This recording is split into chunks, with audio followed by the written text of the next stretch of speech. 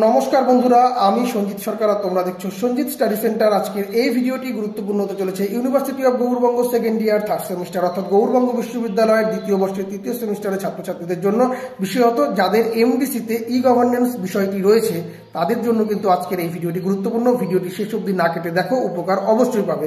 তোমাদের ই গভর্নেন্সের 3টি ইউনিট অর্থাৎ 3টি মডেল রয়েছে।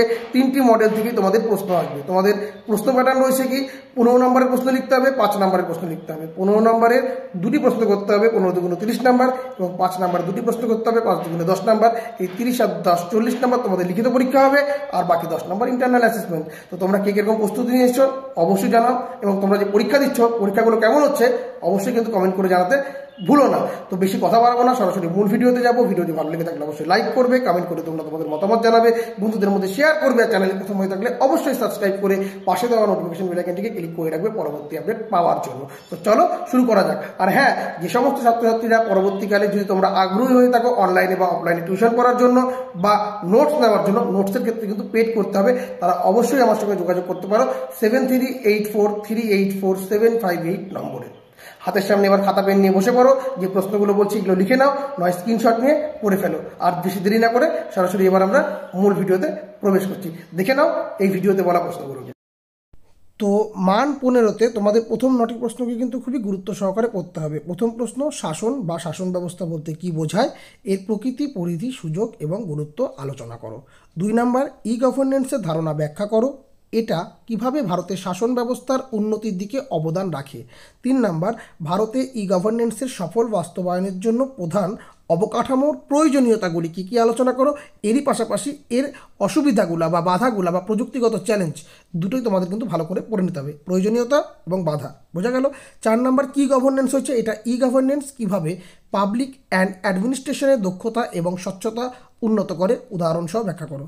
5 নাম্বার, ডিজিটাল লেনদেন এবং এই গভর্নেন্স হচ্ছে, এটা ই গভর্নেন্সের বৈধতা নিশ্চিত করতে তথ্য প্রযুক্তি আইনের ভূমিকা আলোচনা করো। 6 নাম্বার, বৈশ্বিকভাবে ই গভর্নেন্সের বৃদ্ধি বিশ্লেষণ করো, এর প্রধান চ্যালেঞ্জ বা অসুবিধা ও বাধা আলোচনা করো। এরই পাশাপাশি সুযোগগুলোও কিন্তু কী কী তোমাদের আলোচনা করতে হবে। তার পরবর্তী প্রশ্ন, ই গভর্নেন্স প্রক্রিয়ায় আধানের মাধ্যমে বায়োমেট্রিক প্রমাণীকরণের গুরুত্ব কী। 8 নম্বর, ই গভর্নেন্সের সফল বাস্তবায়নের আইনি কাঠামোর গুরুত্ব কী, এর প্রধান চ্যালেঞ্জ বা বাধা বা অসুবিধাগুলি আলোচনা করো। 9 নম্বর, অনলাইন সেবাগুলোর মধ্যে অনলাইন অভিযোগ নিবন্ধন, সার্টিফিকেট প্রদান, জমির রেকর্ড সংরক্ষণ, ই টেন্ডারিং এবং বায়োমেট্রিক প্রমাণীকরণ কীভাবে কাজ করে, এগুলো একদম অনলাইন পেমেন্টের সম্বন্ধে কিন্তু বলা হয়েছে। তো এই পার্টগুলো ভালো করে পড়তে হবে। এই পার্টগুলো ভালো করে পড়লে এখান থেকে কিন্তু আমাদের 5 নম্বরের প্রশ্ন কিন্তু অনেকাংশ হয়ে যাবে। এই কটি প্রশ্ন কিন্তু বাদ দেওয়াই যাবে না, এই প্রত্যেকটা প্রশ্নই কিন্তু খুবই গুরুত্বপূর্ণ আসন্ন পরীক্ষার জন্য। অতিরিক্ত প্রশ্নগুলো এবার তোমাদের দেখতে লাগবে। প্রথম, আবেদন নিবেদন ফ্রি অনলাইনে প্রধান ই টেন্ডারিং পদ্ধতি, অনলাইন সেবাগুলির ভূমিকা ভারতের শাসন ব্যবস্থার উন্নতিতে আলোচনা করো। তারপরে ভারতে ই গভর্নেন্স বাস্তবায়নের সফল কৌশলগুলো কী কী, এর প্রযুক্তিগত পরিকাঠামো কী কী, জাতীয় তথ্যবিদ্যা কেন্দ্রের ভূমিকা আলোচনা করো। 3 নম্বর, আইসিটি কীভাবে ভারতের পাবলিক ইনস্টিটিউট সেবা কার্যকরভাবে সরবরাহে সহায়ক হয়, উদাহরণসহ ব্যাখ্যা করো। 4 নম্বর, ই গভর্নেন্সের স্বচ্ছতা এবং দায়িত্বশীলতার ধারণা ব্যাখ্যা করো, এই ধারণাগুলি কীভাবে ভারতের শাসন ব্যবস্থায় উন্নতি ঘটায়। 5 নম্বর, আধুনিক শাসন ব্যবস্থার প্রেক্ষিতে শাসন ব্যবস্থা কী, এর প্রকৃতি, পরিষেবা এবং গুরুত্ব আলোচনা করো।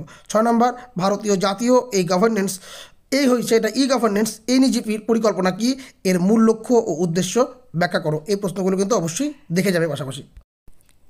এইবার মান 5-এর জন্য তোমরা যে প্রশ্নগুলো দেখবে, ভালো শাসন ব্যবস্থা বা সুশাসন ব্যবস্থা এবং ই গভর্নেন্সের সম্পর্ক ব্যাখ্যা করো, মানে ই শাসন এবং সুশাসনের মধ্যে সম্পর্ক একই বিষয়। পরবর্তী প্রশ্ন, ভারতে ই গভর্নেন্স বাস্তবায়নে কী কী চ্যালেঞ্জ বা বাধা অসুবিধা রয়েছে, বাধা অসুবিধা বা চ্যালেঞ্জ কী। ই গভর্নেন্সের জন্য নেটওয়ার্ক, কম্পিউটার এবং ক্লাউড অফ কাঠামোর প্রধান উপাদানগুলি কী কী। পরবর্তী, ভারতের ডিজিটাল লেনদেনের শাসন তথ্য প্রযুক্তির আইনের ভূমিকা কী।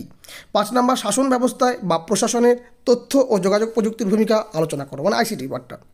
এরপরে, ভারতে ই গভর্নেন্সের মাধ্যমে স্বচ্ছতা এবং দায়িত্বশীলতা বাড়ানোর জন্য কী কী ব্যবস্থা নেওয়া হয়। 7 নম্বর, ক্লাউড গভর্নেন্স কী এবং এটি কীভাবে এই গভর্নেন্সকে সহায়তা করে, মানে ই গভর্নেন্সকে, হ্যাঁ এই না কিন্তু ই গভর্নেন্সকে সহায়তা করে। তারপর 8 নম্বর, বিশ্বব্যাপী ই গভর্নেন্সের প্রবণতাগুলি কী কী। 9 নম্বর, ই গভর্নেন্স কীভাবে শাসন ব্যবস্থায় স্বচ্ছতা এবং দায়িত্বশীলতা নিশ্চিত করে, উদাহরণসহ আলোচনা করো। এই প্রশ্নগুলো কিন্তু খুব ভালো করে পড়তে হবে 5 নম্বরের জন্য, প্রত্যেকটাই কিন্তু স্টার মার্ক করা রয়েছে।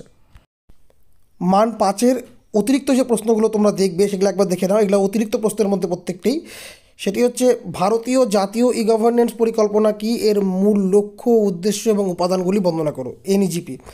2 নম্বর, ই গভর্নেন্স বাস্তবায়নে প্রয়োজনীয় প্রযুক্তিগত পরিকাঠামো কী কী? 3 নম্বর, তথ্য প্রযুক্তি আইনের ইনফরমেশন টেকনোলজি অ্যাক্ট অধীনে ডিজিটাল লেনদেনে আইনি বৈধতা কী আলোচনা করো। আধার কিভাবে ই গভর্নেন্সকে গুরুত্বপূর্ণ ভূমিকা পালন করে। 5 নম্বর, প্রশাসনের তথ্য ও যোগাযোগ প্রযুক্তির ভূমিকা কী, আইসিটির যে পার্টটি রয়েছে।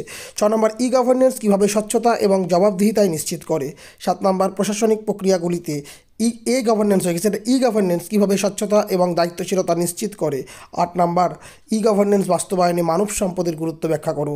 9 নম্বর, ই গভর্নেন্সের বৃদ্ধিতে বৈষয়িক প্রবণতাগুলো কী কী। 10 নম্বর, কার্যকর ই গভর্নেন্স বাস্তবায়নের জন্য কী ধরনের অবকাঠামো প্রয়োজন। 11 নম্বর, ই গভর্নেন্স প্রেক্ষিতে ডিজিটাল লেনদেনের আইনি অবস্থান কী আলোচনা করো। এবং সর্বশেষ প্রশ্ন, ই গভর্নেন্স কী, আধুনিক শাসন ব্যবস্থায় এর গুরুত্ব ব্যাখ্যা করো। প্রশ্ন তোমাদের বেশি মনে হলেও তোমরা বড় প্রশ্নগুলো ঠিকঠাক করে যদি পড়ে নিতে পারো তাহলে দেখবে অনেকাংশই তোমাদের 5 নাম্বারগুলো হয়ে গিয়েছে।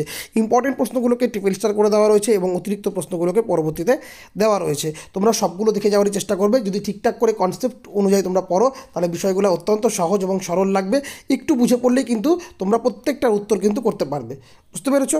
তো আজকের রাতটিকে কাজে লাগিয়ে খুব ভালো মতো করে এই প্রিপারেশনটা তোমরা তুলে নাও এবং আগামীকালের পরীক্ষা খুব ভালো করে দাও, এই আশা রেখে আজকের মতো ভিডিও এখানে শেষ করছি।